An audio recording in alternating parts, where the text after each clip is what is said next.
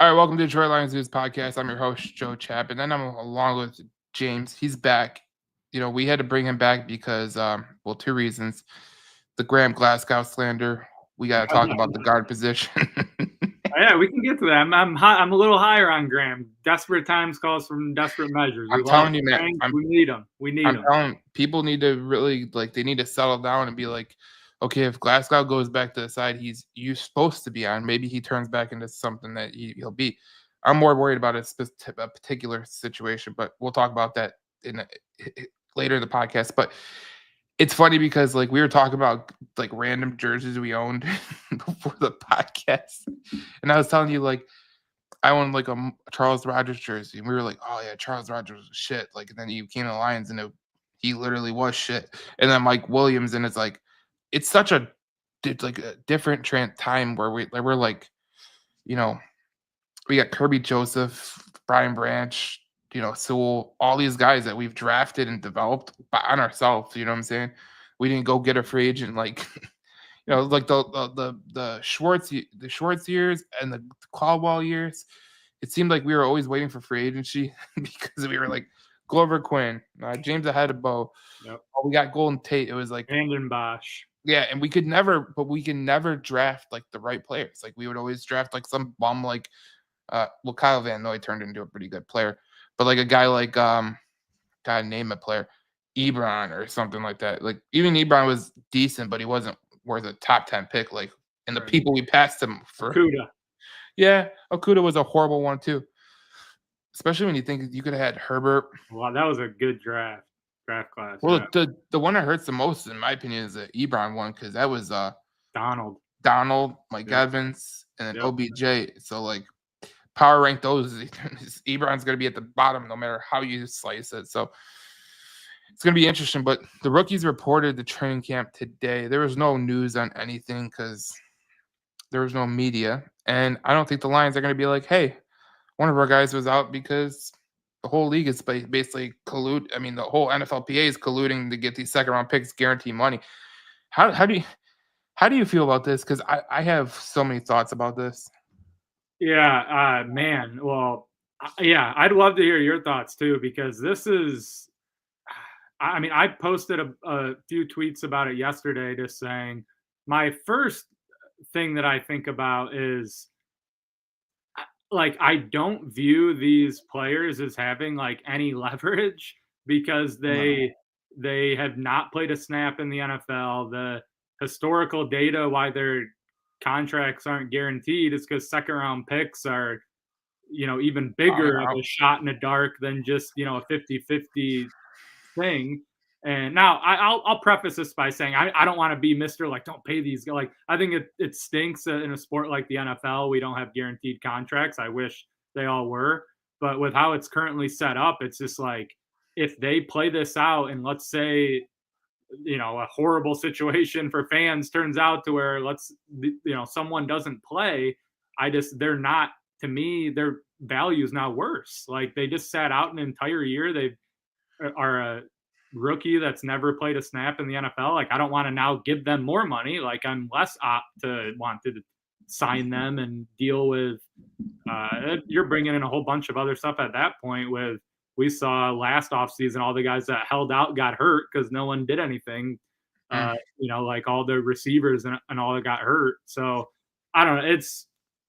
I really don't know what's going to happen. I was hoping there would be something today. I saw a couple beat reporters tweet out in the morning gonna find out what happens with Tate Ratledge today, and then did not see anything for the entire day. And I even was kind of probably being annoying, tweeting at a couple of them saying hey, what's going on with it? I just don't know. It's a very strange situation. It'll probably be a national reporter that reports it, if I'm going to be honest, because this screams how they had that collusion with the NFLPA and the NFL owners, and I think that they want to go back at the NFL owners and try to we're going to take your second round picks because Cleveland guaranteed a contract to Corey Swessinger, the linebacker from UCLA, and then Jaden Higgins, who was an Iowa State wide receiver, if I remember correctly.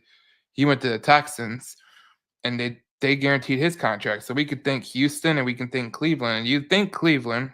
Pretty funny that the Browns was one of them. You would think that Cleveland, after their last guaranteed contract, would be like, oh, hell no, no more. No, they guaranteed the contract for this kid, and now I think the whole league is dealing with this situation where, like, I don't care about it either way. Like, I think that these kids are obligated to get their money, right? But at the same time, at the same breath, it's like these kids are getting their money, but like you haven't earned nothing, right? You haven't earned one damn thing in the NFL. You haven't even got like a starting job or nothing like that. You're not a first round pick. You know, the first round picks usually get their money guaranteed. So, like, if they get their money guaranteed next year, you have to think about the third round picks getting their money guaranteed, the fourth round picks, the fifth round. Like, where does the buck stop? You know what I'm saying?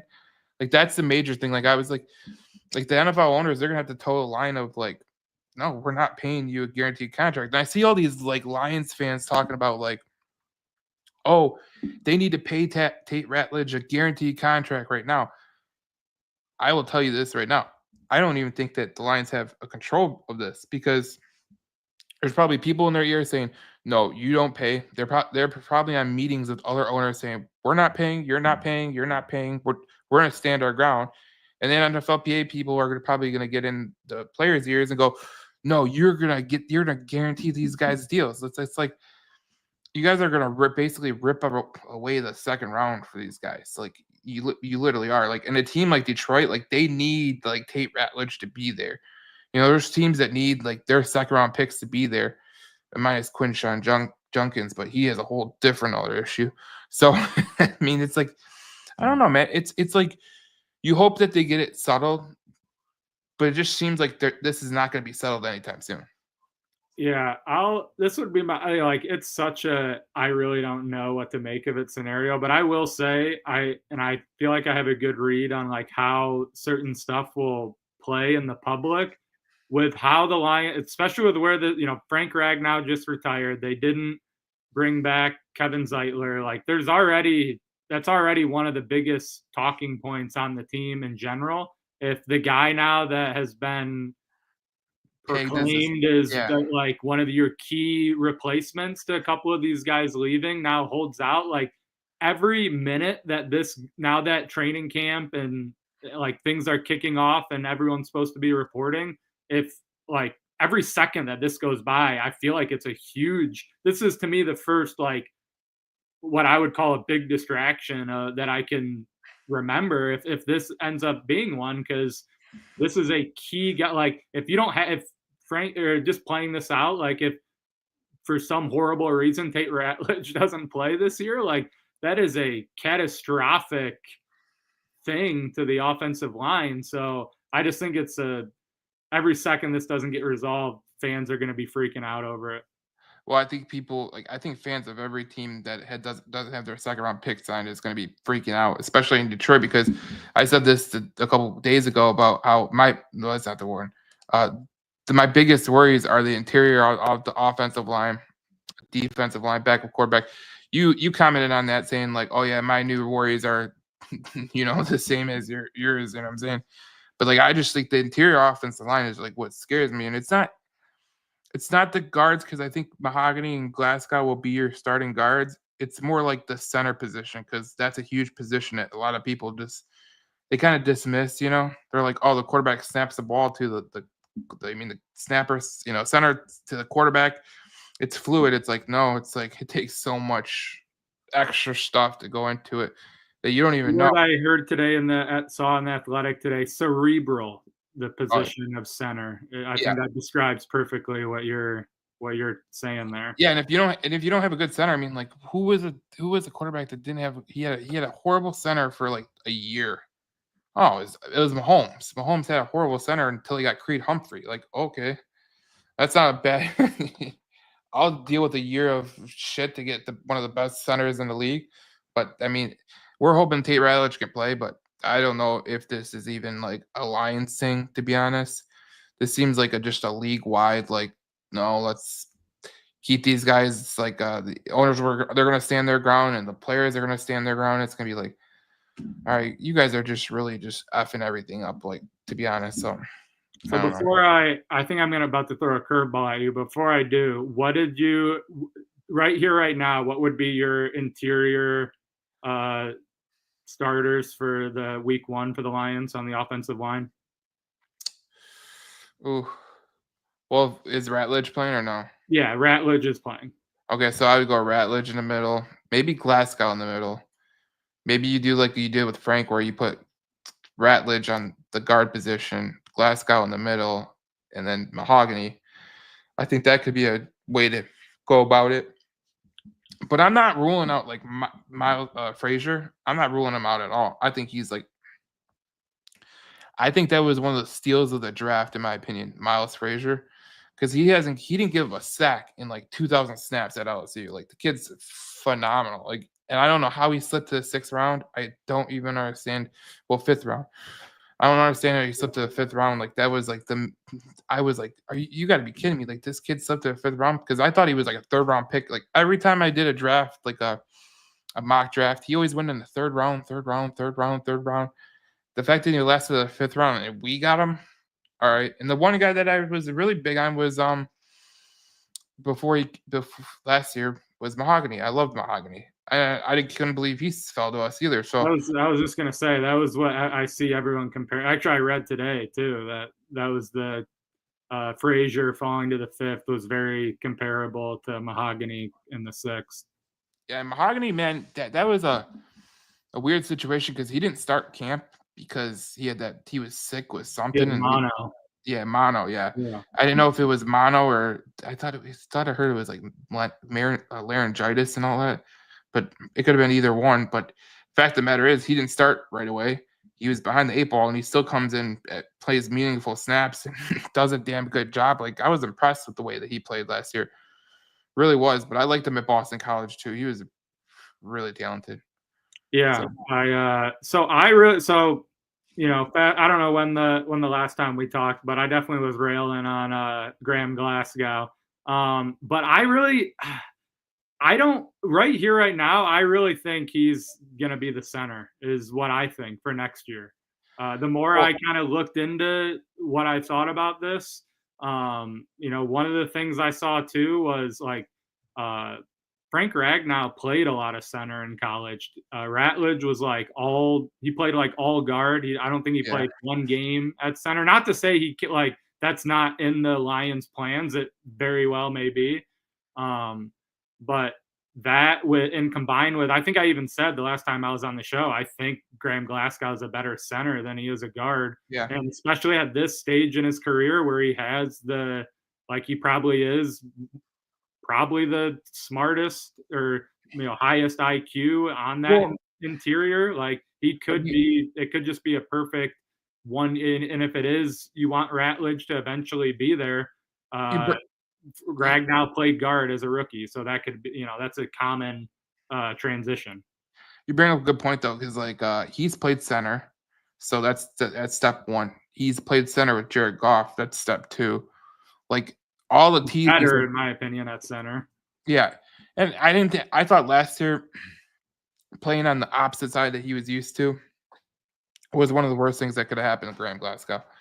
And I know he did it because Zeitler was here, because Zeitler is primarily a right guard, so he moved to the left guard, and I think that played with his tendencies and all that jazz, because he hasn't played left guard since, I think they said he didn't play left guard till the last time he played was high school. So, I mean, if you go back to high school, what is he, 31, 32? So it's a pretty wild time. But I do think Glasgow is going to start at center. That's kind of what gives me a little bit of pause and a little bit of drop back, because I think that Glasgow being at center is the best case scenario for the Lions. Because you don't want to put a rookie at center because of the not only the connection with Goff and everything, but the communication. Does Ratledge really know the communication of what Glasgow knows, what Frank Ragnow knows? No, there's no way. I mean, the center is basically reading the defense and needs to know exactly what's going to happen before the play happens. So that's one of the saddest parts about it is the center is so crucial. People don't understand. You got a good center, you're golden. But if you don't have a good center, you're shit out of luck, kind of thing. Because they are awesome. The quarterback will he'll say protections like we're in protection, we're in base, right? And then the centers, he's pointing out the players in base that you need to look at. So, I mean, that's just what I think. Like, it's like center is such a fluid position, and like a lot of people, they underestimate the importance of like a good center. And we were so lucky for years because not only did we have Ragnow, but we had Dominic Raiola. Like, we haven't had like a center issue in Detroit until now. You know what I'm saying? Right. Yeah. And Glasgow might be the best case scenario for the Detroit Lions because I think Glasgow probably is the best served to go in there. And I mean, Ragnow, when he started, he played guard and then he transferred to center after a year. So I think One thing I'll say is I really this was probably the thing that stood out to me most when looking at the offensive line again is just in an off season where for the first time this staff got poached by a bunch of different places. Keeping Hank Fraley was probably even a bigger deal than, and I know Lions, everyone knows his importance and was really excited and made a big deal when he was returning. But I think that especially now looks even better being able to keep him because I mean, like, I don't think this is the strength of the team. At least I don't think you can honestly say that right now. Not that it doesn't have the capability. And I think that there's a ton of upside in this offensive line. And any offensive line with Penei Sewell, I'm going to think is a great unit regardless. But you have a guy in Christian Mahogany that played 2 outstanding games last year. The Lions think that's what they're going to get out of him. Yep. We know what we're going to, Taylor Decker's a really good veteran tackle. And you have a guy that you drafted in Tate Ratledge that I mean, that was probably the most excited of the draft picks that I was, just because I felt like that's a high level plug and play starter. And if they think there's a chance that he could even play center, great. But feel really good about what he can be. It may take some time. There's a lot of, there's a lot of question. There's a lot of uncertainty, I guess, compared to the last couple of years. But this is coaching staff, especially at this position with Hank Fraley, that I feel pretty good. And throw in like Giovanni Manu and some other guys. You mentioned Miles Frazier could absolutely factor in. I think even right now I could feel confident in saying if any guy goes down, it could be Miles Frazier being that next man up, because I think Kobe Sorsdal has fallen out of favor. And if you're looking at a guy that, could immediately step in, the Iwusika as well, like Miles Frazier could be already ahead of a guy like that. So I think they have a lot of guys that we don't know exactly what level they're going to be at day one, and maybe how high of a level they can get to. But I feel really good having Hank Fraley still around. Yeah, I think keeping Hank Fraley was the biggest move of the offseason, in my opinion. Because I don't know if you remember this, but there was a game where we lost. Who was it? We lost. Was it It was Jonah Jackson at Thanksgiving against Buffalo. Remember that? And it was like the day before. And we already had Skipper was out. I think there was another guy that was out. That there was a backup. And they had to insert an undrafted free agent named Coyote Sika into the lineup against Ed Oliver, which is like, okay, like another guy that we talked to, the Lions should have drafted him too. There was another draft where exactly. I wanted to take him. But like, what a welcome to the NFL moment. Like, you have to go against the best defensive tackle that you can go against. Like, yeah, you're not going against Aaron Donald. Yeah, you're not going against like, a guy like that, but you're going against Ed Oliver, who's still a damn good defensive tackle. Like, and he got Coyote Sika ready to play. Like he held his own ground. Like, he didn't do bad in that game. He was actually pretty good for the most part, and they almost pulled that game out. But it was just like, if Fraley can get that out of Osika on a short week, he can do literally anything. And like I was telling people earlier, like, everyone's so worried about the coordinators and all that jazz. Like, I don't know about you, but I think that the biggest loss of a coordinator, in my opinion, is Aaron Glenn. So I that's my opinion. Like I sit here and I go, and people say like, why do you think Aaron Glenn's like the bigger loss? And I go, well, look what he did with the defense that was totally like decimated with injuries, right? Like there was no Hutchinson, there was no McNeil at the end of the year, no Carlton Davis. You had your Kirby Joseph, you had your Brian Branch. Amika Robertson got hurt like the first play of the playoffs. Yeah, Rodrigo was out. Anzalone had one arm, so I mean it didn't really matter. It was Campbell and a bunch of other guys, and it's like I know what I can get out of like Aaron Glenn. Like Aaron Glenn, like basically like hodgepodge the defense together to win 15 games pretty much. I can't Ben Johnson, like he's lucky he had like he had a Ferrari, so he just had to drive the damn thing. I think that's true in a lot of ways. I think I love both coordinators. I think they both did great here. I do think though overwhelmingly I think the coordinator thing's totally overblown. I mean, I don't even know that there's many examples where a team wasn't still good, and that's just because if you lose both your coordinators, your team's extremely good. Like even the Eagles, that's the most recent one where I think the general public would say that it was a total disaster with how the Eagles handled it to the point where they hired Matt Patricia. Yeah, right. And they still won 11 games though. Right. So like, they did as bad as they could have, and they still won 11 games. And really, they lost to the Bucks in the first round. But it was just because the whole thing was a disaster at that point. But assuming the Lions don't do unimaginably bad, their talent is really the more important thing. So I don't think the coordinator thing is that big. The thing that the biggest concern for me on this, I guess the outlook of the season would be, I do think I think it's an overblown phrase. What I'm about to say is their schedule's really hard. I think that gets thrown a lot. Gets thrown out a lot in football. Everyone's like, oh, their schedule's easy, their schedule's hard. I think their schedule is incredibly difficult this year. So I think that if they don't amount to whatever, they don't win as many games as whatever your expectation is, I think the schedule would be the biggest reason why, more than anything else, is what I would think.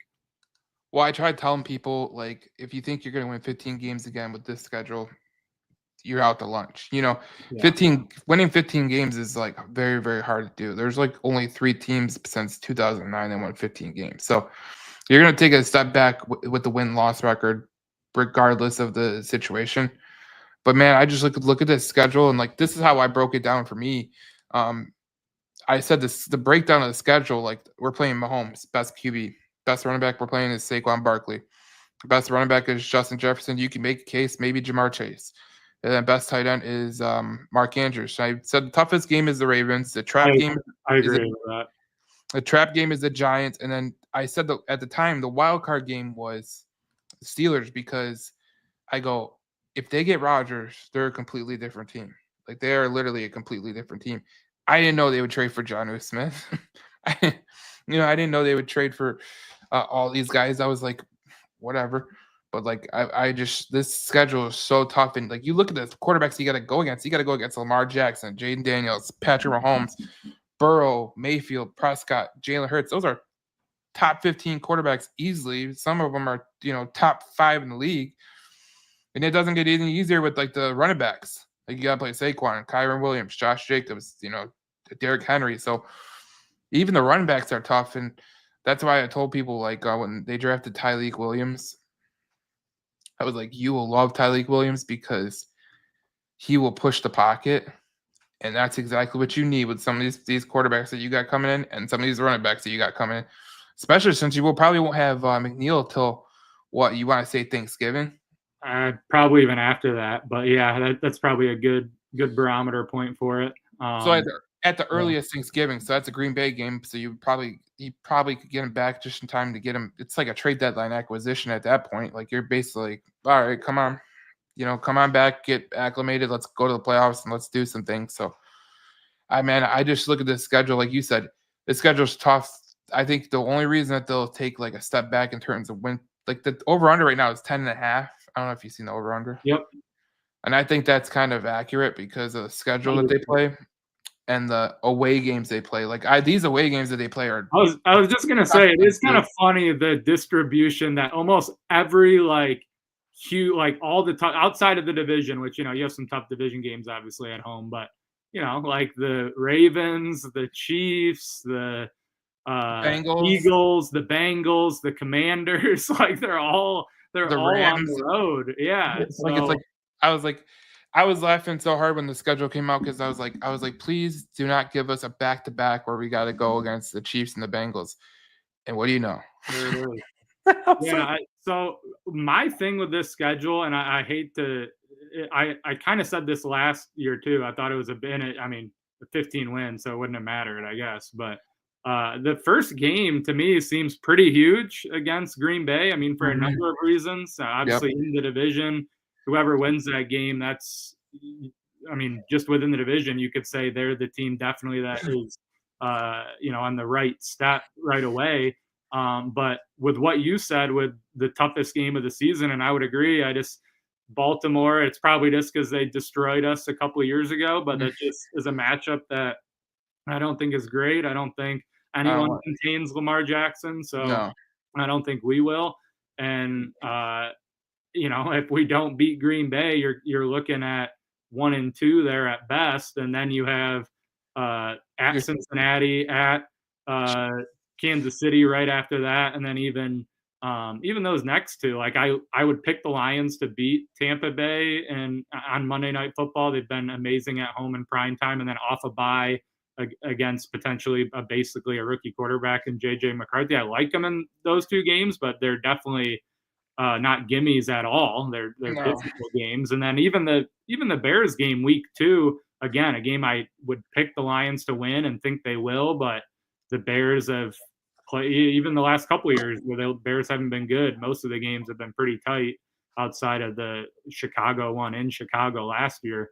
But it's a very difficult schedule. So if they can beat Green Bay and win the first game, then you can maybe look at it differently and say, okay, well, I feel good winning 2 out of the next 3 at home against the Bears and Cleveland, and then at least at minimum you're 3-1 going into the really, really tough stretch. But then as soon as you think it gets easier, that the stretch that probably scares me the most is the at Washington and at Philly back-to-back. So I would disagree a little bit, and I hope that I think they could handle the Giants. I like them to maybe blow out the Giants, hopefully. But the Steelers will be interesting because that's always a team. No matter what, they're going to be like a 9 or 10 win team. And the Lions, they haven't played them a lot over the years, but the 2 games that I'm remembering, they both lost. So they're always going to be good with Mike Tomlin. So that definitely could be difficult. The only reason I say the Giants could be a tough game, like a trap game, is because you're coming back off of 2 away games. Yeah, you're right. You come home to the Giants, then you play the Packers on Thanksgiving the week after. So you're basically like hodgepodge in between between the Packers, Eagles, and Commanders is the Giants. And the Giants are probably going to have, I would say, one of the best defenses in the NFL. Now, they won't be able to score in a whorehouse at all. I don't care. Russell Wilson, Jameis Winston, whoever the quarterback is. Even it'll be him for sure by that week 13 or whatever. Like I think they're not going to have a good record, and they'll at some point they got to get the rookie some playing experience. My fear is that they bring Jackson Dart in there and he just balls out, and then that makes that game a whole hell of a lot harder. Yeah, because that's even the stretch that's like the undoubtable stretch though that most people think is like the easier part of the schedule. So if that's even debatably difficult, that just shows like this is a very difficult schedule. Well, when I was doing the podcast about the schedule when it came out, I just moved to the new house and everything, and I titled it like, you got 17 winnable games, and then you got 17 losable games. Like you really do. It's just it's a amazing kind of like thing. But I don't know, man. I think the coordinators I'm not really worried about the coordinators. I'm more worried about maybe Calvin Shepard because Aaron Glenn, I think, was a hell of a coach. I thought he did a lot with very little. When you compare what Ben Johnson had with his talent on his offense compared to what Aaron Glenn had, there's no comparisons. There was no, Jahmyr Gibbs, Dave Montgomery, Amon-Ra St. Brown on that side of the ball up until, Branch and Joseph. But I don't know, man. I think this offense that Johnny Morton runs with the sound decision-making, explosive plays, excelling on third down, I think this is going to be – I think the Detroit Lions will be way better with him, in my opinion, than with Ben Johnson, because there was parts of Ben Johnson I couldn't even stand. The route combinations sometimes.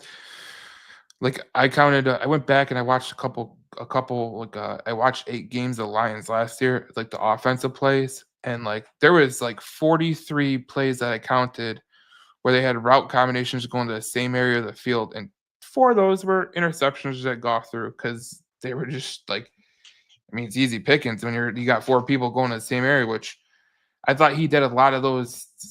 He kind of outsmarted himself a little bit sometimes. I think John Morton comes over. Look what Bo Nix looked like last year. That was phenomenal coaching that he did. He's a pass game coordinator, and I thought that was where Bo Nix really excelled. So I'm excited about that one.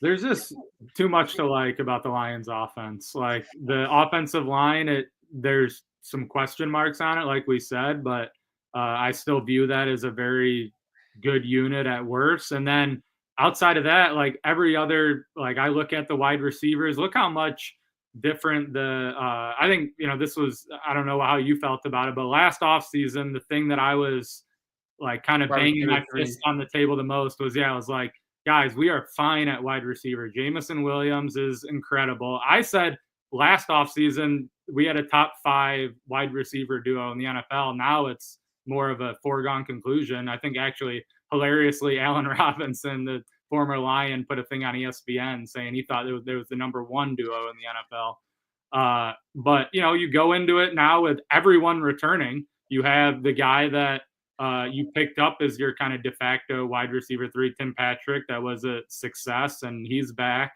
And you add a pretty intriguing person to the mix, and Isaac Tesla, the 3rd-round pick, who the Lions gave up. I don't think they gave up a ton to get him. They basically gave up another 3rd-round pick to get him.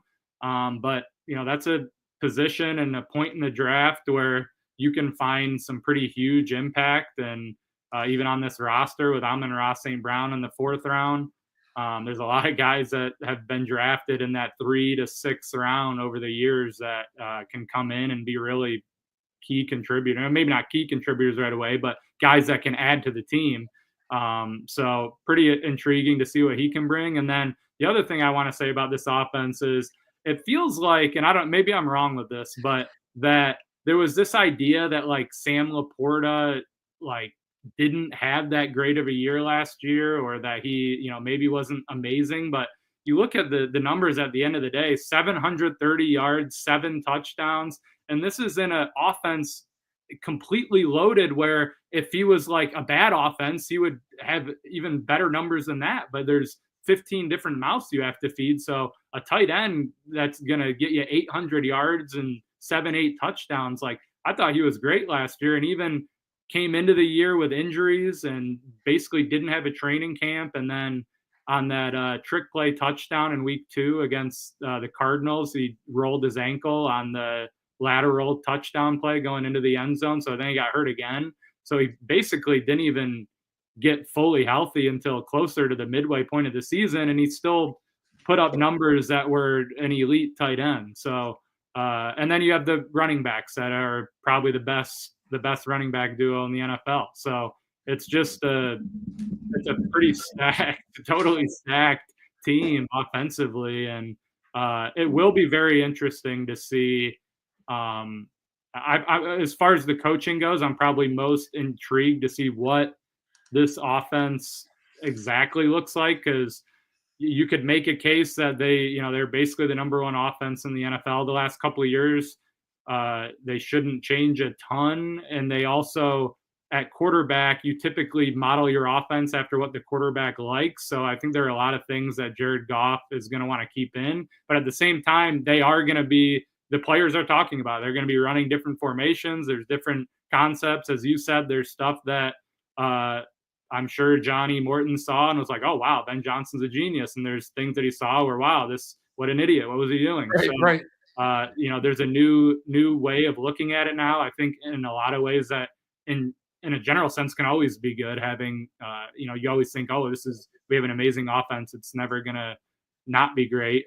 Well, now you go into this season with an unbelievably talented crop of players and you don't quite know exactly what it's going to look like. So I think that element even plays into their advantage. So it's going to be very exciting to see this offense. Their personnel is incredible. Well, the way I put it is, I like what I heard about Jahmyr Gibbs potentially lining up out wide. Like that's something that Ben Johnson really never did. Like he never leaned into. Like I thought Gibbs could obviously like he could play outside because he did with Saban. Like Saban would send him outside all the effing time. He just got dump offs out of the backfield which he did incredible with. But yeah, he's a great player and he could take those to the house. But if you give this kid, if you put Jahmyr Gibbs and you put Jameson Williams on the same side of the field, like can you imagine like the pandemonium that would be on that defensive sideline that they're like, holy shit. And you got Laporta coming over the middle and St. Brown coming over. Like, where are you gonna go? Like, and Montgomery's in the backfield. Like, what are you gonna do? Like, how are you gonna divest all your? That's a perfect play for Brock Wright to get a 60-yard touchdown. But right. That's just some of the things that I like about Morton. And if you go watch the Broncos last year, if you just go watch some of the plays that they ran, and their offense is nowhere close to Detroit, nowhere close. Like they don't have a tight end. Their offensive line's it's decent. They don't have a running back like we have. Like they don't have two running backs like we have, let alone one. So like they did some unique stuff with like I forget the running back. It was a kid from North Carolina. He did pretty good. There was another kid that came out of nowhere. Forget his name, but they did a lot of things with like, yeah, Cortland Sutton was like the main focal point of that whole thing. But like, Mims from the wide receiver who's like I would say like a Walmart version of St. Brown. Like it's like. Yeah. It's like, all right, this could work. Like you just see little things that the Broncos did, and you're just like, okay, the Lions can incorporate some of that. Like they'll be good. And I think you're right about the whole, a lot of these teams, they know your plays, like especially Ben Johnson. Like they've seen every little thing that he's been throwing at them. And I was listening to something, and I think it was on NFL Network Radio or whatever, and they said like maybe this is the best thing that the Lions got away from Ben Johnson because their third quarters were so predictable. Like third quarters, or they said the first quarters were predictable. Like they would do the same damn thing every week. Like it was like maybe it's good that like you're getting away from that and you're gonna go to a new play caller because sometimes those little quirks that you do, like just something stupid could like wreck a defense's day pretty much. Yeah, I agree. I think the last thing I would say on the offense is I will be curious if there's how they distribute the running backs because clearly they value David Montgomery. They re-signed him during the season.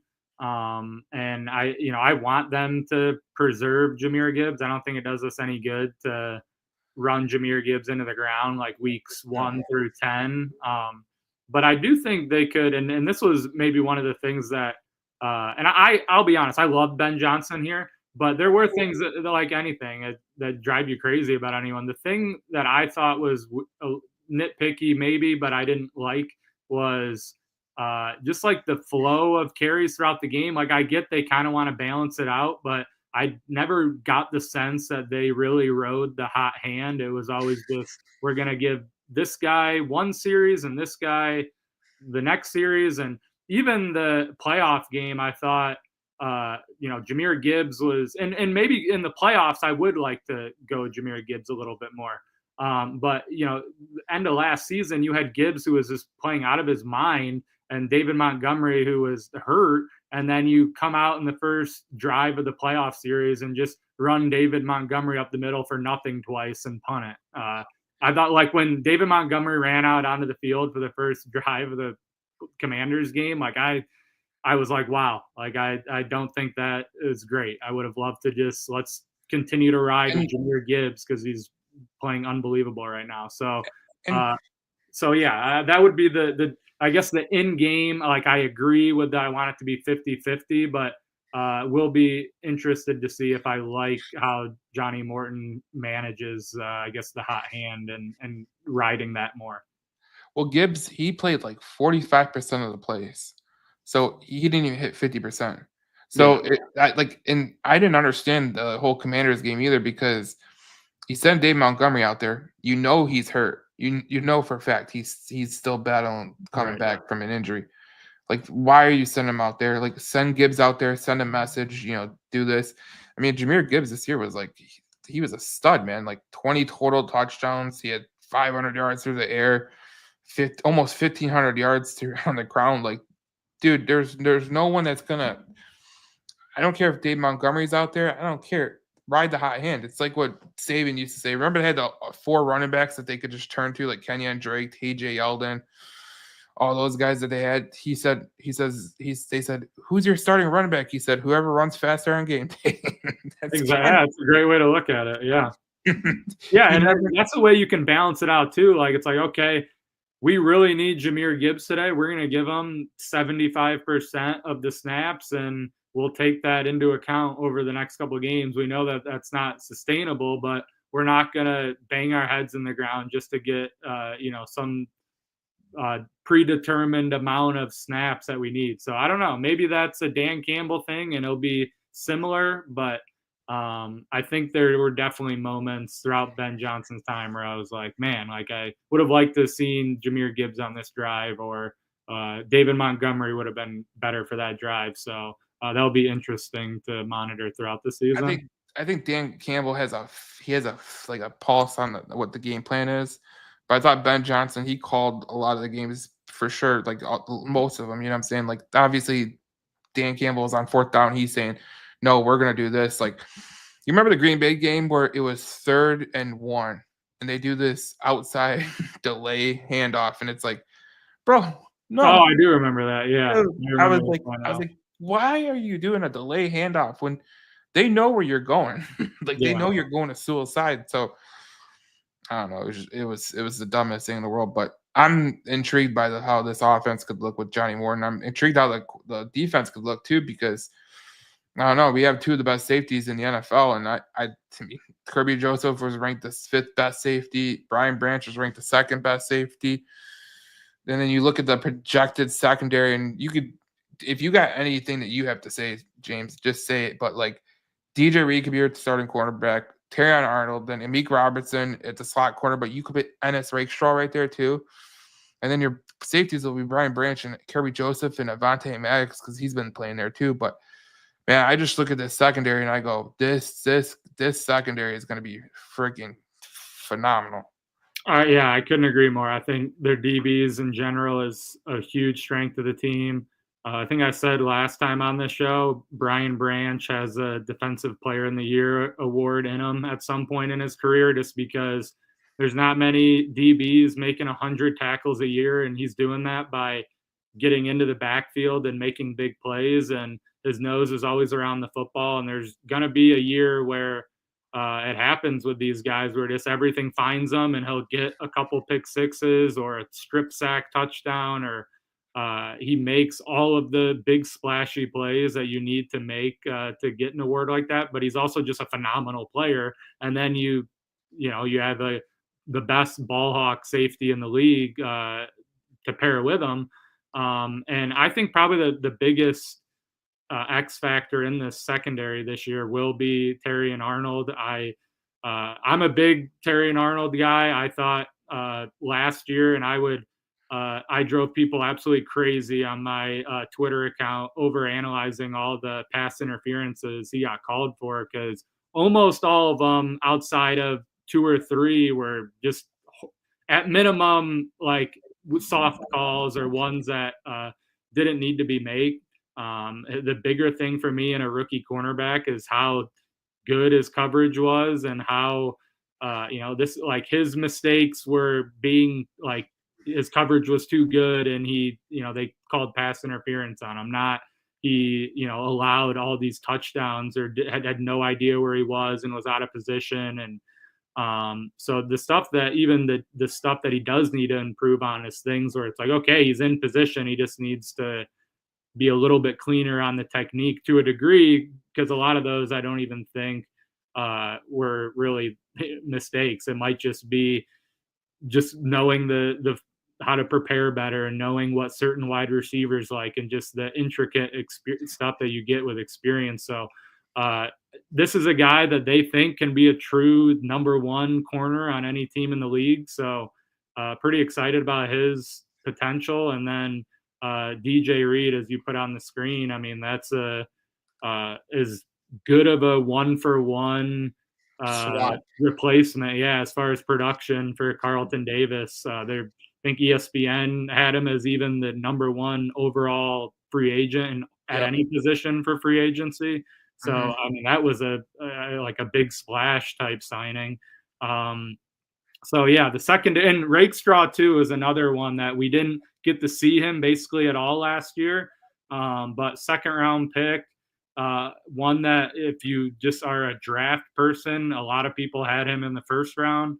So and he would have at points, it's known, like he would have started games if not for I forget what game it was that he like initially had his first injury, but he was supposed to start in the slot that game, and that's what kind of gave Amik Robertson the stage to really kind of ball out and be that guy. And now you're going into this year where Rakestraw is almost, at least right now, viewed as depth, but he could be a standout player. So right, if there's an injury, I mean, at least you got good depth there too. So yeah, exactly. I mean, it's crazy because like it used to be back in the day, like our secondary was like joke, like you had to go back to like the Nevin Lawsons and the what was that Cassius Vaughn, like remember in the playoffs, Terrence Williams just made him look like an idiot. But like this secondary that they have right now, like even the depth of the secondary is like really, really good. And that's something I credit Holmes on for last year, is like getting to the finish line with 15 wins with that defense that you had, that was like basically a skeleton defense. Like even like, I don't know if you've watched Quarterback, but I watched the episode where they were playing Green Bay, because I wanted to watch that one the most, Yeah. And I just want to watch that one first. So I got out of the way. I didn't watch the whole season. I just picked the episode and I was like, that one. And even Dan Campbell was like, we had players coming in from off the streets. Like, we had guys, and it's not fair to them to ask them to, be out there and do everything. Like that's how the defense was last year. So, I give Brad Holmes mad credit for building a defense and offense that if you do have injuries, you could take the hit, because they took the hit multiple times. And that's something that I was really happy about, because I think the secondary is going to be really, really good this year with Reed, and I think Amik Robertson could easily start outside, but he's better as a slot corner. And then I think Terrion's going to turn into a stud this year. Just his pure confidence, Yeah, I mean, they traded up to get him. Brad Holmes has a pretty good track record in the first round, particularly. There's a lot of guys. I mean, there's a lot of star power on this defense. Honestly, it kind of gets like the injuries last year, I think, kind of hurt what really this defense is. But from all accounts, they were trending on being like a top 5 type defense last year. If they would have stayed even remotely healthy, they certainly would have been a top 10 defense. They just didn't have anybody else left at the end of the year, so it sucked.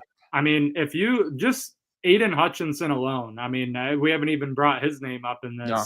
Like Aiden Hutchinson, like I would have ran away with Defensive Player of the Year last year. He was on pace for 25 sacks.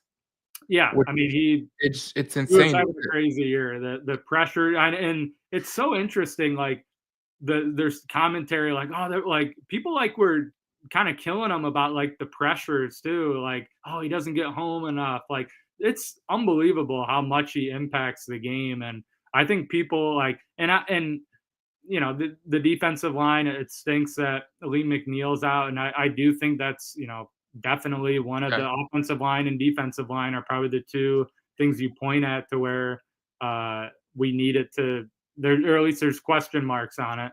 And which is concerning because you want those two positions to be your strongest. But for the defensive line alone, I think if you have a healthy Aiden Hutchinson, I'm really not worried about the defensive line. No. Now I want it to be better. I want Marcus Davenport to be able to stay healthy. Like if we somehow get that, because I think he could actually be really, really good. You have guys on this defensive line. They re-signed Levi Onwuzurike, who I didn't think they were going to be able to bring back. The market that was a key signing because nothing really materialized for him. They were able to bring him back, and then you drafted a first-round defensive lineman for only the second time in this regime. So that's a pretty exciting guy to add to that mixture as well. Weren't you on when we did free agencies? I think you were on. Yeah, it was like right after the draft. Yeah, and Roy Lopez, man, that guy, he really had played 16 games last year. That's another guy. Like I wrote down like the like all the guys. Like it's not, and this is like without McNeil, like Hutchinson, Onwuzurike, Reeder, Davenport, Pascal, Tyreek Williams, Muhammad, Lopez, Wingo, Hassanen. Now it's not like this. I didn't read that. I'm like, oh my God, look at all the future Hall of Famers, but they do have a ton. Like they have good depth at minimum, and if Davenport stays healthy, or if like Tyreek Williams is really good from like he's a first round draft pick. If Hassanen is anything, if any one of those pops off, it really changes. Like you don't need like you have Aiden Hutchinson on your defensive line, so like you have a high level offensive line almost by default. So and as you mentioned earlier, I think that's a good analogy for it. You're getting Aleem McNeil basically at the trade deadline, and he's an all-pro guy. Now I don't know if he'll be quite at that level this year. It's a tough timing with his injury where he gets back late in the year, but that's going to be a great addition to add regardless. So I really just think with this defense, people are going to be like quickly remember how much of a difference maker Aiden Hutchinson is, because that really improves all three levels of your defense. If Hutchinson is back and he's, you know, at least 85, 90%, I'm cool with it. Like, I think this defense is going to do good. Like, I think Al-Quadin Muhammad's going to be a really talented player, like as a depth guy. But I still think they're going to bring this back. They're going to bring back Zadarius Smith. I still think that's the other thing. I would think they would too, which definitely elevates the unit for sure. I have heard this is what I've heard from people that know some people in his like circle, like in Detroit circle, and they said that he just doesn't want to go to training camp. Pretty normal for a vet like that. Yeah, honestly. And that's the same thing. Right at training camp. And that's the same thing Von Miller said. Like he's like, I ain't going to training camp. He says I'll sign August 15th. Like okay. Yeah. Okay. I've been telling people that on Twitter all throughout the summer. Like it was like a month straight where everyone's like, "Oh my gosh, how have we not signed Zadarius Smith yet? What are the Lions doing?" It's they're gonna sign him like, and I don't know for a guarantee, although I really do think it's gonna happen. Every tea leaf and every like possible sign is leading towards him re-signing with the Lions, but it's gonna happen right at the.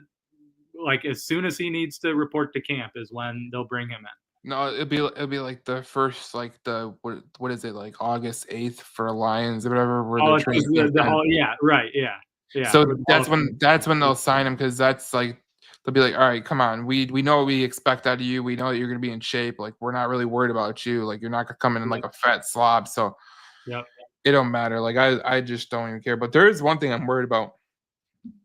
And I really don't know if you are or not, but the backup quarterback position is like nightmare fuel for me. Like I look at these two guys, Kyle Allen and I'm just like, I gave them a score of like a 1 out of 5 for both of them. Like I don't even understand like I know Brad Holmes loves his depth and everything, but like holy shit, these guys, man, like they I guess this is what I would say. This has always been my take on backup quarterbacks. If Jared Goff gets hurt, we're screwed. So yeah. I agree with you. It's right here, right now. It's got to be, if not the worst, one of the worst backup quarterback rooms in the league. I still think there is an element of like, we don't really know what Hendon Hooker is. Like, I've seen all the snaps in the preseason. I've seen like enough to be like where he breaks out of a sack and runs for 15 yards, where it's like, if he's going to come in and play on this absolutely stacked offense, like, we don't need him to do an insane amount. Now, if he is your starter for any prolonged stretch of time, like any backup quarterback, you're not going to feel great about it. But obviously they brought in Teddy Bridgewater last year because they didn't feel like Hooker was ready to be able to step in. So it very well could be the case where he just stinks and we don't have anything with him. But I still think like ultimately we need Jared Goff to play or else we're not going to win. So. Well, the way I look at it, and this is the way so there were 64 backup quarterbacks in the NFL that played last year. That's almost like a third of the league. And like Jared Goff, if you watch the quarterback thing, he had an injury with his ankle where he could have been out because it was that bad. And I just go, man, and I was watching it, I go, man, if I have to watch Kyle Allen, because I've watched Kyle Allen before. I want to see Hooker out there for one game. We got to see him. If it's one game where we absolutely have to throw a guy out there, let's just see what we have. And if it is a stacked team, like you don't need your backup to be incredible. If we can just run the ball and he can create one or extend like one or two plays, that could be all we need him to do. So it was interesting. I heard someone say this the other day, and he said it was about the Lions' backup quarterback position. He goes, "I would have you get 4 games this year, preseason games. The Lions do." He goes, "I would have 4, right? Because it's 3 now. Yeah. For the Hall of Fame game, and then So he goes, I would have them alternating halves, and I would go. You play a whole game, and you play a whole game in game 2 and game 3. Yeah, I'd like to see Hooker get a whole game, honestly. Like, we invested a good amount into the guy. I think Allen is just the schmuck, and, like, he's the next Nate Sudfeld or whatever those guys have been, where they're, like, we know they're not really the backup, but they're just kind of there. That's how I view Kyle Allen. If he's actually the backup quarterback, then Hendon Hooker is just totally horrible and whatever. You just move on. But I would love to see Hooker get a ton of playing time in the preseason. The thing I worried about with Hooker when he came out of Tennessee was he was like Apple Goff, which is like he's like he can run the ball. We all know he can run the ball. He can escape outside the pocket. But at Tennessee, all his plays that he made were like deep threats. Like they were deep balls. Like he was really good at the deep ball. And then he lead at processing defenses, and he was a one-read quarterback, basically. Well, that's how the Tennessee offense is. It's a one-read offense, and it's more aligned for like the skill position players to make their mark. So if you're a quarterback with the guys because it's the same system. You remember Art Briles at Baylor? Yeah, it's the same system. They just run off like Joe Milton did a pretty good job at Tennessee, and he was a total head case.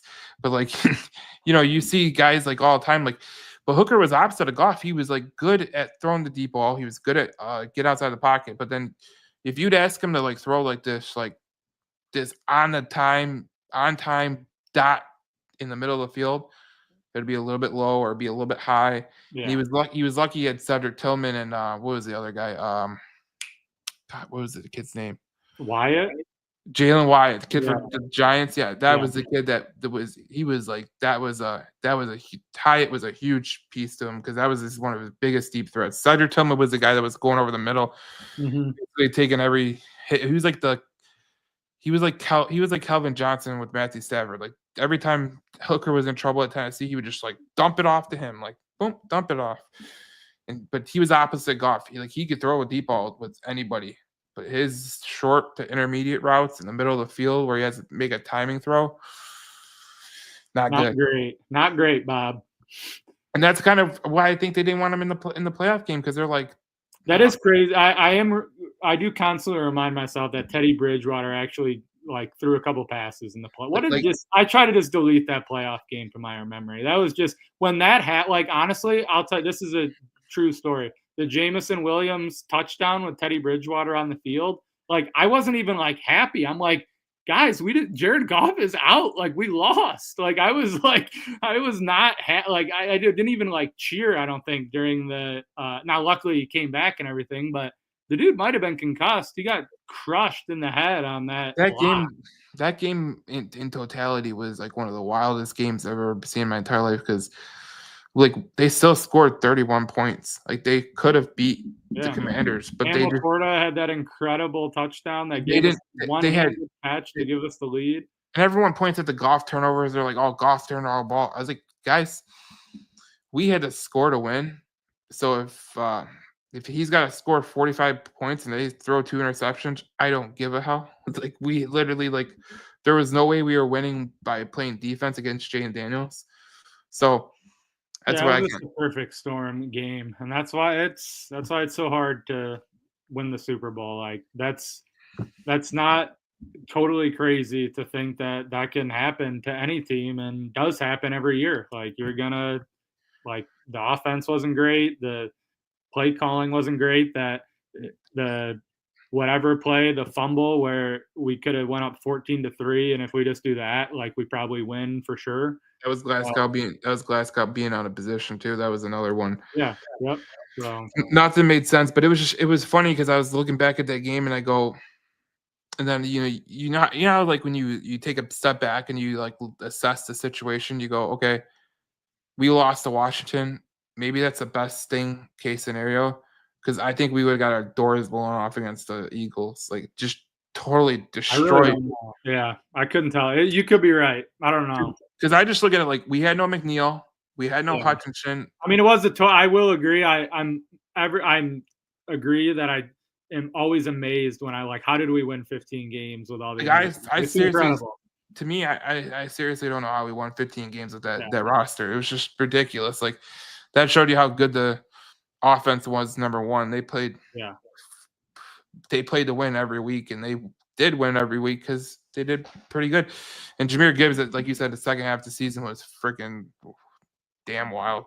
Yeah. But anyways, going off to the preseason more in the training camp and all that stuff, obviously, if there's a surprise, a player to watch in your opinion, who's your player to watch?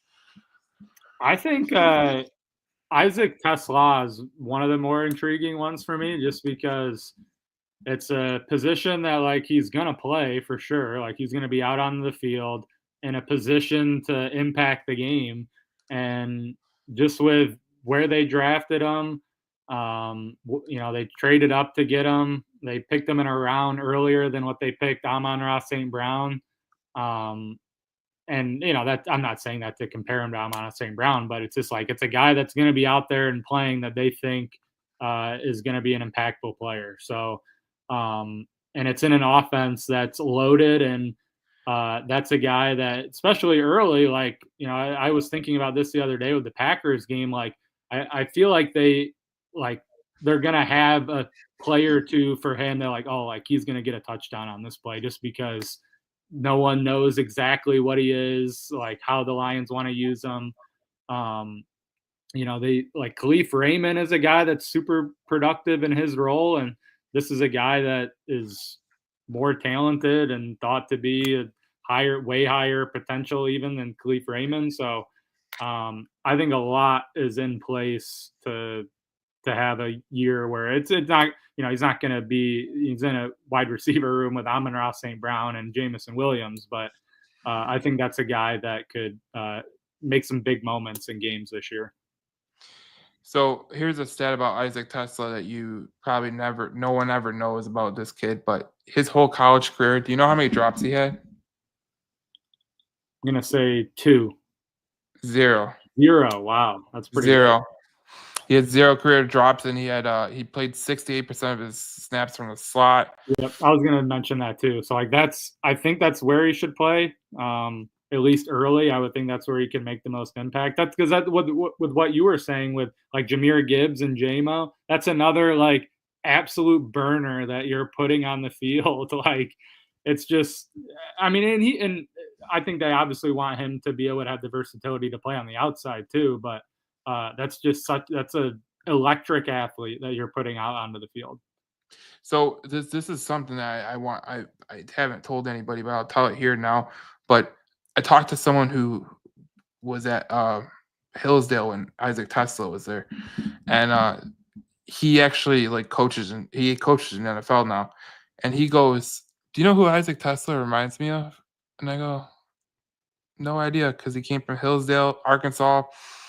Arkansas wasn't really the funnest team to watch last college football year, so tell me. I don't know. I went and watched some of the Arkansas games, and I'm like, geez, oh, Pete, this team is Kalen Green, the Boise transfer, was their quarterback. Crazy athlete, but honestly kind of similar to Hendon Hooker, and then not the most accurate of no, not accurate at all. And matter of fact, there was some throws that I watched. I watched a game against I think it was Georgia, and that was a total farce. And then I watched Ole Miss, and that was like, this is unbelievable. Like, this kid can't read a defense to save his effing life. He'll have like an incredible 80-yard touchdown run, but like he can't pass. Well, that was the game. Ole Miss, he escapes the pocket and he goes down the field, and he's like, you're like, this kid's great. And then you watch him like try to dump off a pass to their tight end, and he just overshoots him. Like, what is? Yeah, he should have stayed at Boise, and they would have had him and Ashton Genty, and they're already pretty good. But yeah, I think that would have been way better than being at Arkansas. Being like, you're not an Arkansas type quarterback, right, and you're in the SEC, and you got to complete passes. But anyways, the guy I was talking to, he said, Isaac Tesla, who he reminds me of? And I go, oh, I don't know. Tell me. And he goes, have you watched him? I go, well, no, I really haven't watched enough of him to, he's like, well, watch him. So I watch him. I watch a couple games, and like, I go back to him. I go, maybe he reminds me of like, maybe like a Khalif Raymond type, or maybe like a Tim Patrick or something like that. Or like maybe like the highest rank is maybe he reminds me of like a Brandon Marshall kind of type, where he would contest the catches and everything. No, he goes to Puka Nacua. That's who that's who he said, Puka Nacua. And I was like, huh. So I went back and I watched the games that I watched, and I was like, you know what? I bet Brad Holmes saw that in him too. I bet that was a guy that he would point to. Because he makes the contested catches. He got to speed the burn. When he gets the ball, he could let people know. Good run blocker. His contested catch rate at Arkansas was 54%, which is wild. Which means that quarterback that they had was awful. but I think contested. It was funny. I was reading the Pro Football contested catch percentage or whatever. And the guy at the top, I was like, there's no effing way this kid has a contested catch rate of 73.2%. No effing way. And it was that Jaden Higgins kid that was at Iowa State. Oh, yeah. I was like, who's the quarterback? Like, like what the hell? I guess the quarterback that it was at Iowa State is going to be the quarterback at Alabama. So that should be really interesting. Oh, yeah. Rocco Becht. Rocco Becht, yes. Yeah, that's who it was. So if your contested catch rate is 73%, I don't know, man. But great. Isaac Tesla is the guy that I'm watching too, and I don't know, man. I think that Tesla is going to be one of those guys that we look back on and we go, that was a hell of a pick. Because people were when we picked Isaac Tesla, they were like, we don't need a wide receiver. I go, you do realize how old Tim Patrick is, right? In terms of wide receiver age, she's like 31, 32. Khalif Raymond's, in his 30s. Like, you need wide receivers. And if they, I hope they're able to, but it's definitely not a guarantee that they're going to be able to re-sign Jameson Williams. So that's another thing. He'll still be here. He'll be on his rookie contract. Like if Jameson Williams leaves, like that guy will still be on his rookie contract. So. That's the part where you have to like look in the future and go, okay, if JMO has another 1,000-yard season, are you paying JMO? Probably not. Right. Very easily could not. I mean, he could have a. I think he could. He's going to have a huge season. I think. I mean, he had. What did he have last year? Like 1,100 something yards last year. He just had over 1,000 yards. I have it up here. Okay. And he missed. I forget what he was. Missed right here. Games. Yeah, 1,000 yards. Didn't even play the full season, and now is like finally like he's at a point where it's like he's rearing to go now. Like there's no ifs, ands, or buts on if he's going to be good. So like I could easily have 1,200 yards this year. And I think if you're going to have a good consolation prize, like if you do lose Jameson, because that could be possible, you still have a guy like Isaac Tesla, and I think he could be a really key player moving forward. You know, everyone talks about the window, like the Lions window, blah blah. You know what extends windows? Good drafts. So that's exactly what it is. But do you have a breakout player for this training camp? Because I have one breakout player that I think is going to really emerge this year. I'm interested to hear if you got a breakout player. Let me hear yours first. All right, so I got Mekhi Wingo. I think he's gonna ball out, and I think they're gonna have a really good punch up the middle with Tyleik Williams and Levi Onwuzurike. And I heard I was talking to a guy. He covers LSU for like LSU football and everything, and I just wanted to pick his brain about Mekhi Wingo. He goes, he could be a defensive end. I go, like he can? He goes, yeah, he played defensive end at LSU for 2 years. I was like, well, he don't have the size. He goes, he played in the SEC as a defensive end. I'm like, that's a good point. Fabulous point. And he did play some defensive end last year. I think he played like 100 snaps. He played 200 snaps last year, and he played 100 at defensive end. When Damport went down, he played like 30. He played like 30, and then he got hurt 30, then 40, 30, then 30, something like that. But he had were playing everybody on the outside last year. They're putting Levi out there, who when Davenport got hurt inside. When Davenport got hurt, if you anybody who's listening or watching, go up to Pro Football Focus or any like thing that like tracks where they align, and go look at where all the players lined up during their season. Like you had like Onwuzurike line up like outside like a ton of times. Mekhi Wingo did it. They even had like Mitchell Agude and like guys that were not defensive ends. They were just like Jamal Adams. We tried to resurrect for a couple of weeks. Oh yeah, Jamal Adams, Quan Alexander. Yeah. Oh yeah. My gosh. They had so many guys that were just like in the building. Like I was like, geez, Pete, that was a Green Bay game too, and I was like, man, oh man. But breakout player, there's a couple I could go with. I got one more. I got one more. I'll run past you too. Yeah, go for it. Ezekiel Turner. Okay, wow. Linebacker. I think he could be that tackle he made on Jordan Love was the game sealer. That was a great play. But man, if he just learns to like turn around when the passes come his way, he could be a really good player for the Lions, like a really good player, like a depth player, you know, not a starter or nothing like that, but he's a really talented player. And I think if he just turned around more in pass coverage, he'd be good. That's where he struggles the most. I like that one. I kind of mentioned a little earlier. I really think probably for one of the more impactful ones, I think Terrion Arnold can go from like where he was last year, kind of trying to get his feet wet, to being like a big time impactful player this year. But since I already kind of said him, I would say I feel pretty confident that Christian Mahogany is going to be a high level player in the NFL. Has only made 2 starts, Chicago and the playoff game, but played extremely well in those 2 games. I think with how it play, you can always spin everything into a positive, but with how he missed time early on in his rookie year, I just think he was able to kind of break in perfectly. I mean, his first start wasn't until whatever that was in Chicago, with only 4 or 5 games left in the season.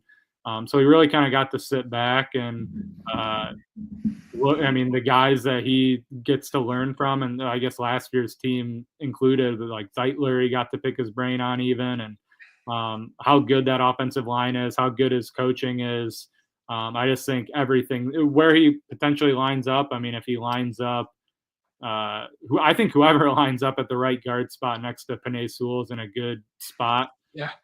But whatever guard position he plays, I think he's in a really good position to not only fill a gap, but I really think he could be a big time guard in this league. Yeah, I think Mahogany is going to be a guy that's going to show out too. It's so interesting because like there's guys that you can point to. Obviously, that some of them might not be starters, but they might be depth players. I brought up Turner and I brought up Mekhi Wingo. Like those guys, I think could really play a role on the season, obviously. And I have high thoughts about Al-Quadin Muhammad too. I think he's a talented pass rusher, so it'll be interesting to see what this Lions team like looks like after the first couple of weeks of training camp. Like, is there anything that you're like looking at in terms of training camp that you want to see? One thing I guess it kind of goes along with this is, and we didn't really talk about the linebacker position. I think that's a intriguing one to me because I think the Lions are in a unique position in that they have 3 like really good players with Anzalone, Barnes, and Campbell. I don't think a lot of teams have like 3+ guys that you're like, yep, that's definitely a starter in the NFL. But they don't really have the like star or super impactful guy at that position. And like Jack Campbell, someone that I really like and think his floor is pretty good as a player. At the same time, there also are a lot of linebackers in this league that can get 100 tackles, cleaning up, just kind of cleaning up everything around the field. His athleticism is pretty amazing. Like with where I sit for home games, like being, I'm kind of in the middle of the field in the upper deck, but you really can see how quickly he gets from sideline to sideline. And I just think that that's a guy that if he's the breakout guy and he goes from a guy that's just solid and reliable to someone that is mixing in more like big plays. The one that comes to mind is the one against DK Metcalf against Seattle last year where he popped the ball out after a gain, and it ended up being, I would say, probably the biggest play in that game. The Lions got like a 50-yard return early on in that game and kind of looked like Seattle might go ahead. So was viewed as a guy that had like crazy IQ, like Luke Kuechly, like when he could just know where something was coming. Like that's what a little bit of what was billed with Jack Campbell of like he doesn't need to have crazy athleticism, even though he does, because he can just know where the play is gonna be.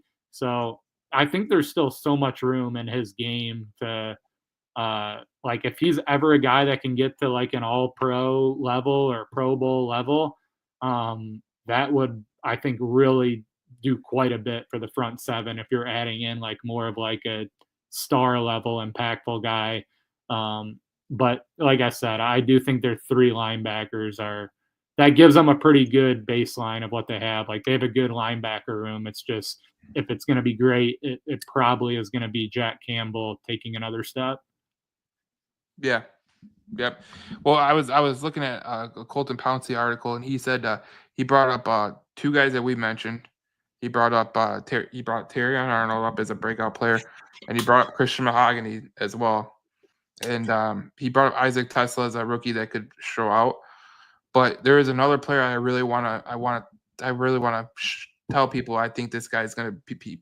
I think he's going to make the team, and I think he's going to play a critical role, especially on depth and special teams, is Dan Jackson, the safety from Georgia, who was a 5th-round pick. There's nothing that wows you about this kid. nothing at all. Like he's not this grandiose athlete or whatever. He is just really, really smart. Really, really smart. I was watching the Georgia game against Arkansas, and I know it's Arkansas and the quarterback sucks balls. But there was a play where he baited that quarterback to throw an interception right to him.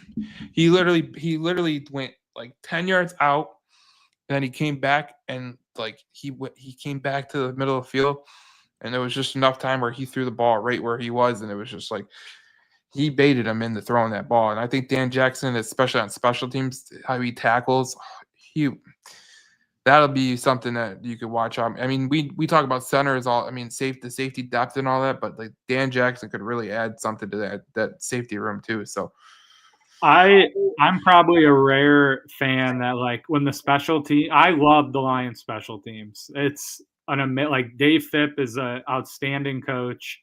I think he's gonna have so much. I think he's gonna have so much fun with Dan Jackson, and I think he'll have fun with Lovett too. That's a kid that I think is gonna potentially. I think he could be a punt returner. That's what I really think. So, yeah, I mean they signed Grant Stewart too from Indianapolis, the linebacker who he's kind of like a special teams ace.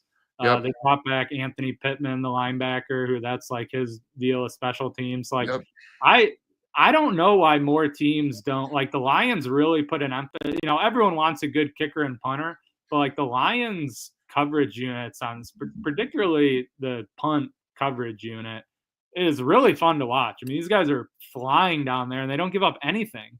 No. And like the difference in the field positioning, especially when you have a great punter to pair with it who's bombing it down there.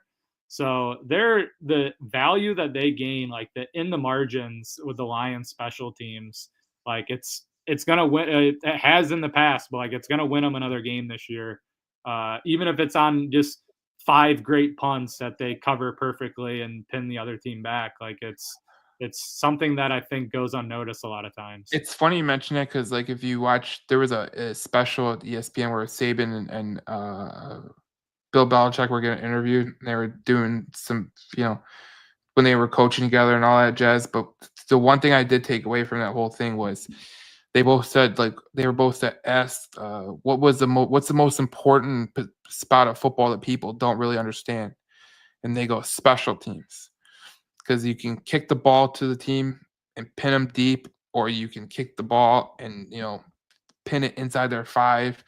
And if you have a good punt coverage unit, you can get down there and make the tackle. Even if it's a good punt returner, you can still make the tackle and you're sound. And he goes, field position is like the biggest. That is how you win most of your games, especially like he told it was Saban who said like he would always do it with Alabama. Like even when he had the great teams, he'd say like, "Oh no, we're gonna punt this ball at the 50, and we're gonna."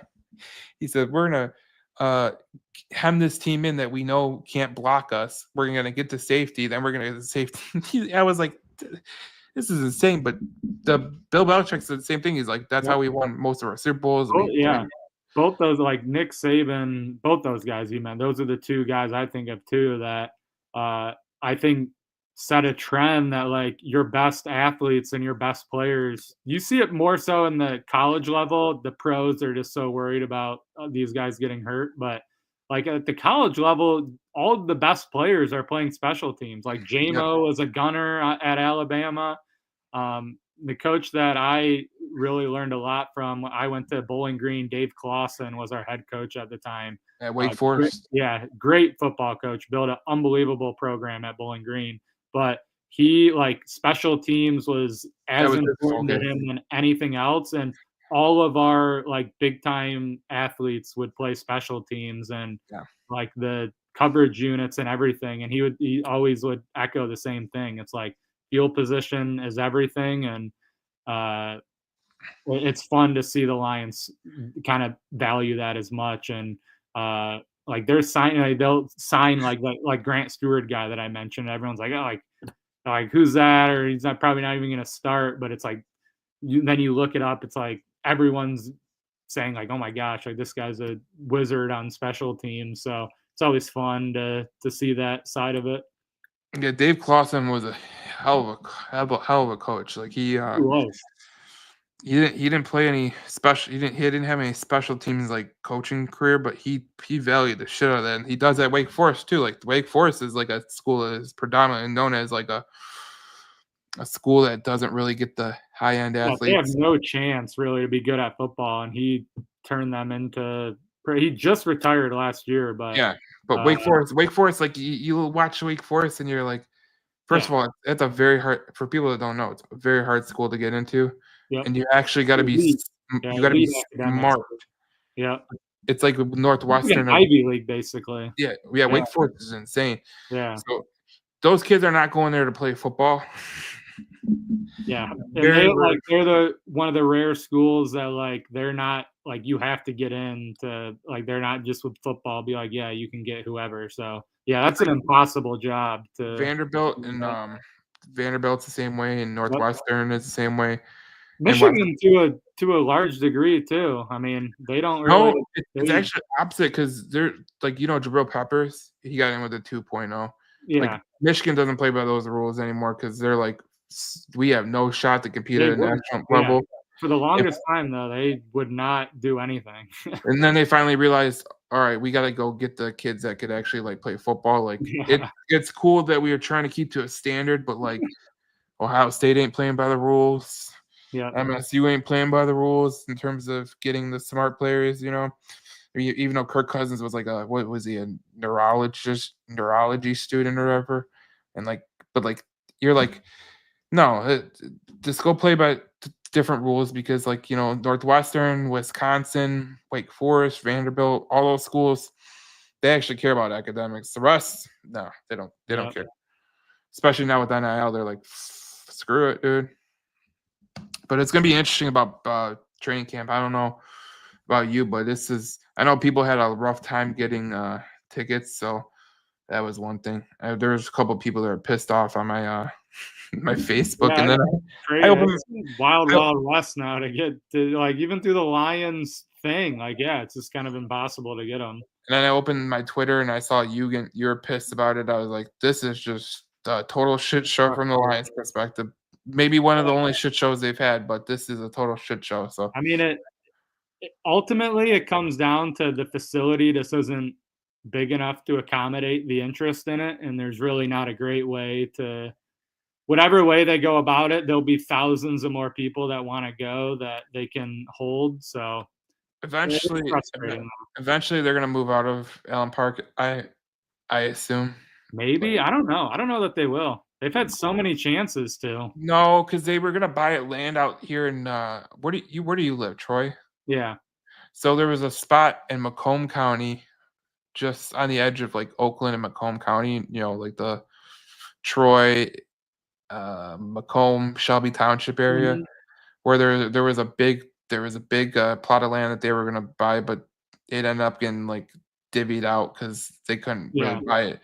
And then there was a spot on 94 that they were gonna buy, like off of 94 in like a township, like close to like Marine City or whatever. Not Marine City, but like closer to like Richmond or Chesterfield or whatever. But that got like it got taken off the market because certain state regulations or whatever. So they've been looking around. Eventually, I think they will do like what the Cowboys did, where they buy a massive spot of land and they just build a football mecca place kind of thing. They could.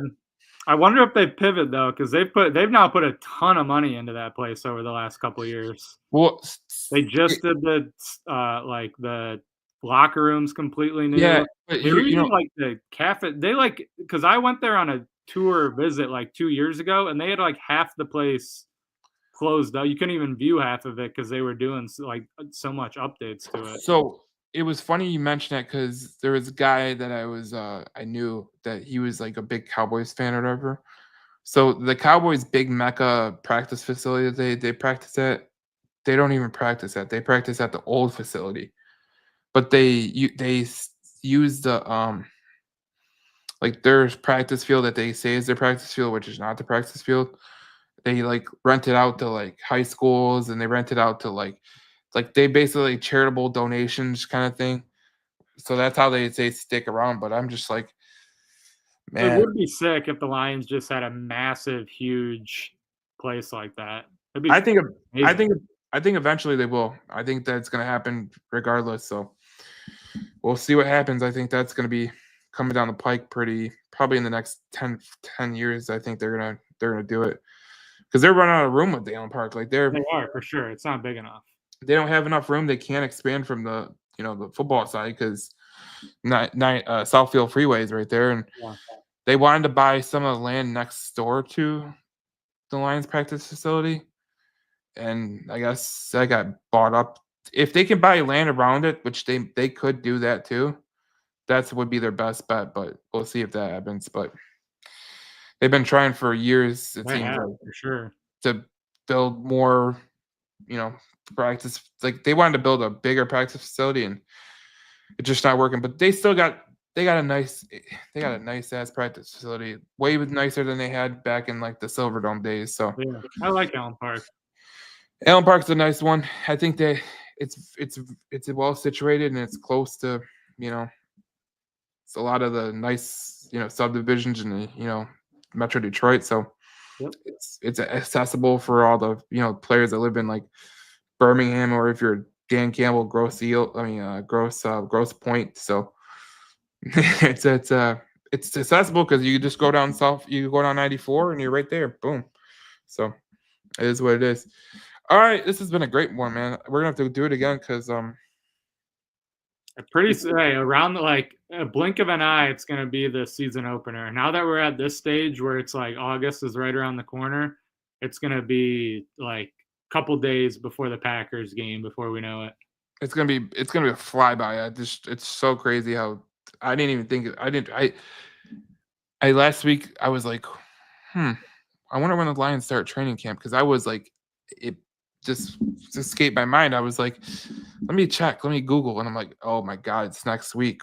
Rookies report Wednesday, and I think the veterans report Saturday, because they got the Hall of Fame game. So yeah, they're them and the Chargers are the first two teams to report, and then a bunch of other teams will report. And Sirius XM Radio is going to be there next week, I think Tuesday and Monday. So that'll be fun.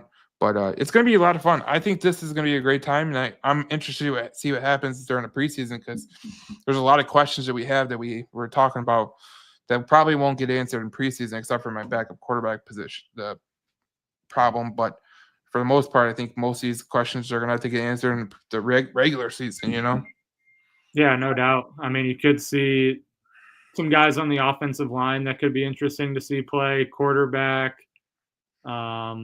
Hopefully Tyleik Williams can get out there and play. I know he was kind of not participating early, but hopefully he's good now for training camp. I always like seeing the rookies play. I mean, those are kind of the bigger names that you're looking to see. The vets are kind of just end of the roster guys that are out there that are playing. Yep. It'll be interesting, man. I think this is gonna be a fun. Wow. And then we'll circle you back. You can come on anytime you want. I'll let you know whenever I'm doing a podcast. You can come on whenever you want. Yeah, for sure. So, but it's gonna be fun to watch this team, because preseason sucks for one reason and one reason only. Like it's like, I think this year will be funner for like Lions fans because you get to see some of the players that Manu and all those guys. But usually it sucks, and we do have an issue at backup quarterback, so maybe it's a good thing we got 4 preseason games. But I think the 4 preseason games will go by in a flash, and then you'll be here talking about the Packers and the Lions for game 1. So it's going to be coming real quick. It always does. It always does. It seems like July turns over, and I think the summer went by quicker because the Tigers are actually good this year. That's 100% true. I thought the same exact thing. Like, it's nice. Like, it's just going to lead right at, like, we're going to have the playoffs, like, during the season. Like last year, it was fun. I was like, please, like, last year I was hoping the Tigers would help us to get the get the football. And they didn't start turning on until it was actually football. So yeah, it was like September when they started playing good. Yeah.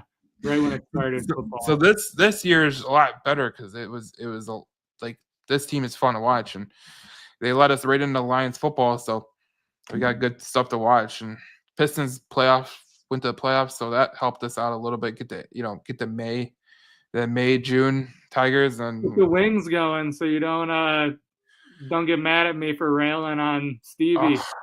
Get it going. I want the playoffs. I mean, hockey is the sport I played growing up. Let's get it going. Stevie needs to go to the playoffs. That's what he needs to do. He does. He needs to take a book out of. Are we gonna make a big move this offseason? Are we gonna be good next year? I know we're not gonna be like incredible, but like I think they'll make the playoffs next year just because they're drafting alone. Like I think drafting's been good for sure. But the problem that Stevie Y has is the problem why they're not taking the next step is because you look at the Lions. Like I compared the Lions yesterday to the Red Wings and the Tigers to the Red Wings yesterday. Like you look at the move that Brad Holmes made to not sign Williams and sign Montgomery. You see Scott Harris say, "I'm not signing this guy. I'm going to trade Mark Canha, and I'm going to trade Jack Flaherty. I'm going to get this guy named Trey Sweeney, and I'm going to get this guy Lorenzo, and then I'm going to get him back the next year." Like, get Gleyber Torres on a 1-year deal. Yeah, it's like those are little things that matter, and that's why Brad Holmes and Scott Harris are doing a damn good job, and Langdon too. Except he didn't know Malik Beasley was going to start. Oh, that's they're like killed their off season basically. It was the worst. Put a big damper on it.